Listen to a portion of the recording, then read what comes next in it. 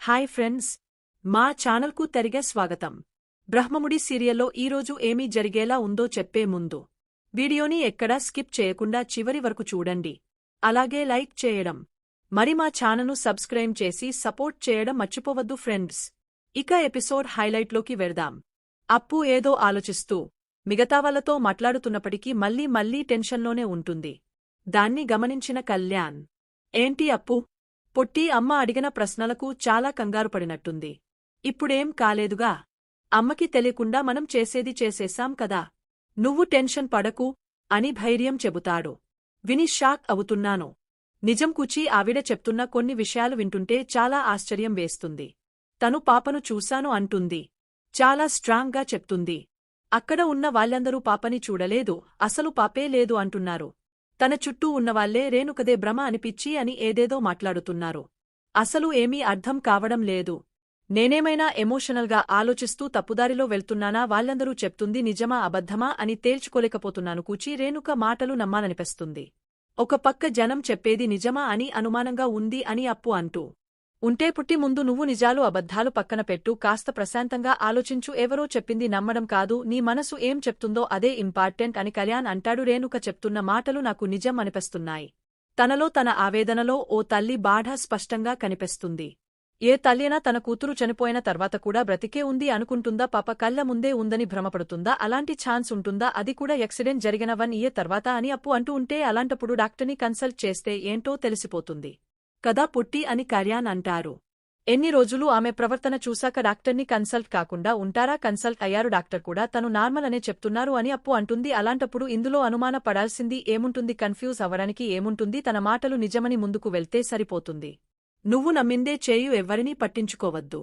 నువ్వు ఇన్వెస్టిగేషన్ మొదలు పెడితేనే కదా అందులో నిజాలు ఒక్కొక్కటిగా తెలుస్తాయి. ఎక్కడ నీకు అనుమానం వచ్చినా, ఆవిడ చెప్పింది అబద్ధం అనిపించినా ఇన్వెస్టిగేషన్ ఆపేయొచ్చు. లేదాని అనుమానమే నిజమే నీకు ఈ కేసులో దారి దొరుకుతూ ఉంటే కంటిన్యూ చేయి అని కళ్యాణ్ అంటాడు. కాని అంతా చేశాక ఒకవేళ అని అప్పు అంటూ ఉంటే ఏమవుతుంది? నువ్వు అనుకున్నది జరగకపోతే టైం వేస్ట్ అవుతుంది. అంతే కదా. చూడు పొట్టి, సముద్రం ఒడ్డున నిలబడి ఆలోచిస్తే పాలు తరుస్తాయి, కాని సముద్రం లోతు తెలుస్తుందా? ఈ కేసు కూడా అంతే. ఎవరిది నిజం ఎవరిది అబద్ధం అంటూ ఈ కేసులో దెగ్గకుండా అనుమానపడుతుంటే నీ అనుమానం తీరదు, ఆ కేసు చిక్కుముడి కూడా తీరదు. నీలాంటి ధైర్యం గల ఆఫీసర్ కన్ఫ్యూజన్లో ఉండకూడదే, క్లారిటీతో ఉండాలి. నువ్వు ముందడుగు వే అని కళ్యాణ్ అంటాడు. వేస్తాను కోచి, ముందడుగు వేస్తాను. నా అనుమానం తీరేదాకా, ఆ తల్లి ఆవేదనకు అర్థం తెలిసేదాకా, అందులో ఉన్న నిజాలు గుర్తించేదాకా వెళ్తాను. మరీ ప్రయత్నం చేస్తాను. ఈ కేసుని మాత్రం వదిలిపెట్టను అని అప్పు అంటుంది. వెరీ గుడ్, అది మా పుట్టంటే అని కళ్యాణ్ అంటూ ఉంటాడు. ఇంకోవైపు రాజ్ రెడీ అవుతూ, ఇదేంటి కళావతి ఇంకా ముసుగు తన్ని పడుకుంది? కళావతి ఏంటిది ముసుగు తన్ని పడుకున్నావ్? లేలే, నిన్నే కళావతి. అయినా ఎప్పుడు నువ్వు నాకన్నా ముందుగానే లేచి రెడీ అయిపోయి నన్ను లేపేదాను కదా. మరి ఈరోజు ఏంటి? ఏమైంది నీకు? ఏంటి బద్ధకం? గురువుగారు ఏం చెప్పారు? ఉదయాన్నే లేవాలి, వాకింగ్ పూర్తి చేసి టిఫిన్ చేసి గొలుకలు వేసుకోవాలని చెప్పారు కదా. లే, మనం ఆశ్రమానికి వెళ్ళాలిలే అని రాజు అంటాడు. అబ్బా, నా వల్ల కాదండి, నేను కాసేపు పడుకుంటాను, నాకు నిద్ర వస్తుందని రాజు అంటే, కళావతి నువ్వేనా ఇలా మాట్లాడుతుంది? అందరికంటే ముందే లేచి ఆందం పనులు చక్కబెట్టి నువ్వేనా ఇలా మాట్లాడుతుంది? లే, ఏంటి వదిలేసేది? నీ చేత క్రమం తప్పకుండా అన్ని చేస్తానని గురువుగారికి మాటిచ్చాను. ఇప్పుడు నువ్వు లేవకపోతే బాగోదు చెప్తున్నాను. లే, ఇదిగో ఇప్పుడుగాని నువ్వు లేవకపోతే ఇదిగో ఈ వాటర్ బాటిల్ నీళ్ళు మొత్తం నీ మీద పోసేస్తాను. నిజంగానే ఈ నీళ్లు నీ మీద పోసేస్తాను. కళావతి ఆలోచించుకో మరి అని రాజు అంటాడు. అబ్బా, నేను లేవనండి, మీరు ఏం చేసుకుంటారో చేసుకోండి అని కావ్య అంటే, ఇంకా రాజు దుప్పటి తీసేసి కావ్యని చూస్తూ ఉంటాడు. ఏంటి, షాక్ అయ్యారా అని కావ్య అంటే, అవును. నువ్వేంటి ఇంత ఫ్రెష్ గా ఉన్నావని రాజ్ అడుగుతాడు. నేను ఫ్రెష్ అయి 2 గంటలు అయింది అని కావ్య అంటే, అవునా అని రాజు షాక్ అవుతూ ఉంటాడు. నేను రెడీ అయ్యి అలా వచ్చి మీ పక్కన పడుకున్నాను, మీరేమో ముందే లేచినట్ట ఓ బిల్డప్కి వెర్రిపోయారు అని కావ్య అంటే ఇప్పటిదాకా నన్ను ఆట పట్టించావా అన్నమాట అని రాజ్ అంటాడు. అవును, మరి మీరు మాత్రం నా మీద నీళ్లు పోస్తానని బ్లాక్ మెయిల్ చేయలేదా అని కావ్య అంటే, నన్నే ఫోన్లు చేస్తావా? నన్ను ఆట పట్టించినందుకు నీకు పనిష్మెంట్ ఏంటో తెలుసా అని రాజ్ అంటే, హలో, నాకు ట్రీట్మెంట్ జరుగుతుంది శ్రీవారు, ఇంకా పనిష్మెంట్స్ కి ఛాన్స్ లేదని కావ్య అంటుంది. అబ్బా, ఇలాంటి టైంలో అన్ని మర్చిపోతున్నాను. సారీ కళావతి అని రాజు అంటే, నేను సారీలేమవద్దు, కాని దగ్గరలో సాయిబాబా టెంపుల్ ఉందంట, నన్ను అక్కడికి తీసుకెళ్ళండి అని కావ్య అడుగుతుంది. సరే పద అంటూ రాజు తీసుకెళ్తాడు. ఇంకోవైపు రాహుల్ మంచి డిజైనర్ని తీసుకొచ్చి కావ్య గీసిన డిజైన్స్ ని వేస్తూ ఉంటాడు. ఆగు, ఏం చేస్తున్నా నువ్వు అని రాహుల్ అడుగుతూ ఉంటే, మీరు ఇచ్చిన ఈ డిజైన్స్ గీస్తున్నాను సార్ అని డిజైనర్ అంటాడు. సరిగ్గా చూడు, ఈ ఒరిజినల్ అక్కడ ఒక డైమండ్ ఉంది, అది ఎందుకు మిస్ చేస్తున్నాం నువ్వు అని రాహుల్ అడుగుతూ ఉంటాడు. సార్, అది అసలు ప్రాబ్లమే కాదు సార్, ఏం పర్లేదు సార్ అని అంటే, నో, ఒరిజినల్కి దీనికి ఒక చిన్న తేడా కూడా ఉండకూడదు. యాజా ఇట్ ఈస్గా ఉండాలి, అలాగే గీయాలి. చిన్న డైమండ్ కాని చిన్న ముత్యం కాని అక్కడ ఎలా ఉంటే అలాగే ఉండాలి. సైజ్ కూడా మారకూడదు అని రాహుల్ అంటూ ఉంటాడు. ఓకే సార్, బట్ సొంతంగా డిజైన్ చేయగలం సార్, మీరు సాటిస్ఫై అయ్యేలాగా కొత్త డిజైన్స్ ఇవ్వగలను సార్ అని డిజైనర్ అంటూ ఉంటే, వద్దు నీ క్రియేటివిటీని టాలెంట్ ఏది వద్దు, నాకు జస్ట్ దీన్ని కాపీ చేసేస్తే చాలు, సొంత తెలివి వాడొద్దు ఓకేనా అని రాహుల్ అంటాడు. ఓకే సార్ అంటూ డిజైనర్ డిజైన్స్ కేస్తూ ఉంటాడు. సార్, కావ్యగారి డిజైన్స్ ని ఇంత కష్టపడి ఎంత కాపీ కొట్టినా క్లయింట్స్ మనవే అని నమ్ముతారా సార్ అని మూర్తి అడుగుతూ ఉంటే, ప్రపంచం అంతా నమ్మక్కర్లేదు, ఫస్ట్ నా భార్య నమ్మితే చాలు, కథని అదే నడిపిస్తుంది అని రాహుల్ అంటూ ఉంటే, అదేంటి సార్ అని మూర్తి చూస్తూ ఉంటాడు. ఇంకేం మాట్లాడొద్దు, నేను చూసుకుంటాను, నువ్వు అలాగే నిల్చో అంటూ ముందు నా పెళ్ళానికి ఫోన్ చేస్తాను అనుకుంటూ రాహుల్ పక్కక వచ్చి కాల్ చేస్తూ ఉంటాడు. స్వప్న, భోజనం చేసవా అని రాహుల్ అడుగుతూ ఉంటే, ఇంకా లేదు, నువ్వు వచ్చాక భోజనం చేద్దామని స్వప్న అంటుంది. సారీ స్వప్న, ఆ విషయం చెబుదామని ఫోన్ చేశాను, నేను లంచ్ కి రావడం లేదు అంటే ఆఫీస్లో హెవీ వర్క్ ఉంది స్వప్న, కథలు లేని పరిస్థితి, నువ్వు భోజనం చేసేసే అని రాహుల్ అంటే, అదేంటి రాహుల్, అన్నం తినకుండా వర్క్ ఎలా చేస్తా, పైగా నీకు బయట ఫుడ్ కూడా పడదు అని స్వప్న అంటుంది. ఒక్కరోజే కదా స్వప్న, ఏం కాదులే అని రాహుల్ అంటే, ఏం కాకపోవడం ఏంటి, అయినా నేను ఉన్నాను కదా, నేను క్యారేజ్ తీసుకొస్తానులే, నీకు భోజనం తీసుకురావడానికి నాకు శ్రమ ఏంటి, నేను వస్తా నాగు అని స్వప్న అంటుంది. అంటే పాప ఉంటుంది కదా అని రాహుల్ అంటూ ఉంటే, పాపని అమ్మమ్మకి ఇచ్చి వస్తాను, ఏం పర్లేదు, అరగంట ఆడుకుంటుంది అని స్వప్న అంటూ ఉంటే, సరేలే వచ్చేసే అని రాహుల్ కాల్ కట్ చేస్తాడు. రా స్వప్న రా, నువ్వు ఈ టైంలో ఇక్కడికి రావడమే నాకు కావాలి అని రాహుల్ అనుకుంటూ ఉంటాడు. ఇంకోవైపు రాజ్, స్వామి, ఎన్నాళ్ళు నా కలవతిని ఎలా కాపాడుకోవాలో తెలియని స్వామి అని రాజు దండం పెట్టుకుంటూ ఉంటాడు. ఇంకోవైపు కావ్య, స్వామి, నాలో బ్రతకాలన్న ఆశ కన్నా నా భర్త నమ్మకం నిలబడాలన్న ఆశ ఎక్కువగా ఉంది. అందుకే నా భర్త ఆనందంగా ఉండాలన్నా, నా కడుపులో బిడ్డ ఈ లోకాన్ని క్షేమంగా చూడాలన్నా ఎలాంటి ఆటంకం లేకుండా వైద్యం జరిగేలా చూడు స్వామి, సంతోషంగా నా కుటుంబంతో గడిపే అదృష్టాన్ని అందివ్వు అంటూ దండం పెట్టుకుంటూ ఉంటుంది. రాజ్, కావ్య ఇద్దరు గుడిలో కాసేపు కూర్చుంటారు. ఏవండి, ఇక్కడ చాలా ప్రశాంతంగా ఉంది కదండీ అని రాజు వాళ్ళు వెరబోతూ ఉంటే, ఇంతలో అక్కడికి ఒక ఆయన వచ్చి, సార్ నమస్తే సార్, నా పేరు సామ్యేల్, నిన్న మీరు కలిసరే దానియల్ వాళ్ళ బ్రదర్ని సార్ అని చెప్తూ ఉంటే, దానియల్ ఎవరని రాజు అడుగుతూ ఉంటాడు.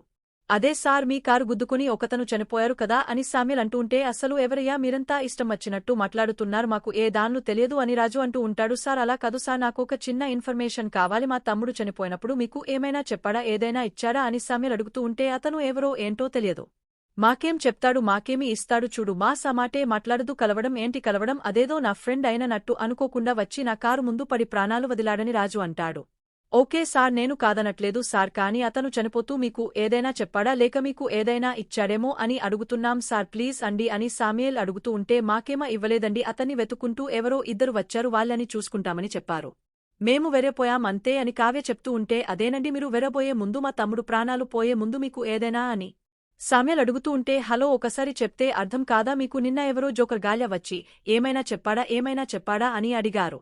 ఇప్పుడు నువ్వు అది అడుగుతున్నావ్, అసలు ఏంటి ఇదంతా, చచ్చినవాడు ఎవడు, చంపినవాడు ఎవడు, ఏంటి విషయం చెప్పు అని రాసి సీరియస్ అవుతూ ఉంటే, ఇంకా అక్కడికి చోటుమోటోలు కూడా వస్తారు.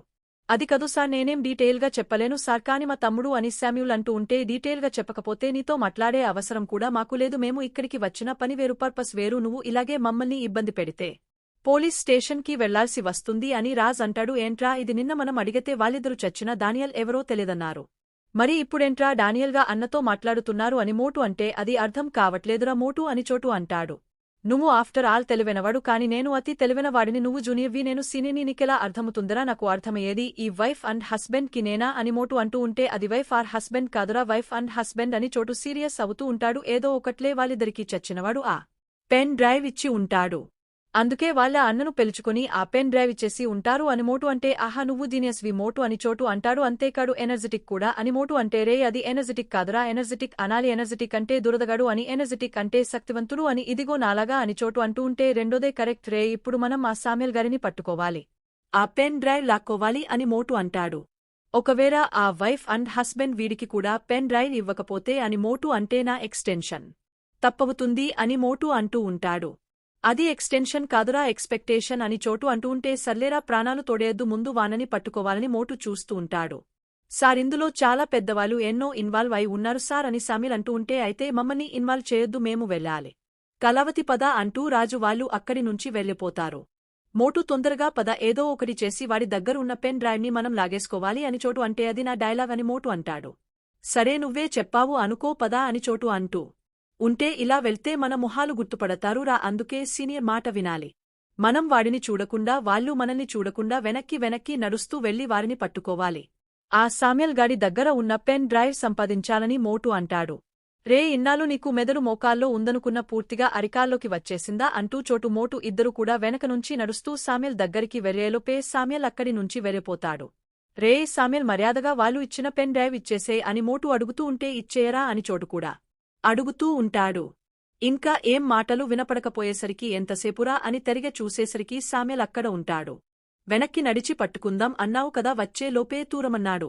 సామ్యల్ని మనం పట్టుకోలేం కాబట్టి ఆ వైఫ్ అండ్ హస్బెండ్ ని పట్టుకోవాలి అని చోటు అంటే అయితే పెన్ డ్రైవ్ వాళ్ళ దగ్గర ఉందంటావా అని మోటు అంటే ఇంక నీకు డోటేనా సీనియర్వి కదమ్మా నువ్వు తెలుసుకుంటావు అనుకున్నాను అని చోటు అంటాడు. సర్లే ఇప్పుడు వాళ్ళు ఎక్కడ ఉంటారురా అని మోటు చూస్తూ ఉంటే నేను సీనియర్ అని ఒప్పుకో అప్పుడే నిన్ను తీసుకెళ్తాను అని చోటు అంటాడు. సర్లే ఏ పోటకి నువ్వే సీనియర్వి తీసుకెళ్ళు అని మోటు అంటే రే మోటు ఇంకొకసారి చెప్పరా అంటూ ఫాలో మీ అని తనతో పాటు తీసుకెళ్తూ ఉంటాడు.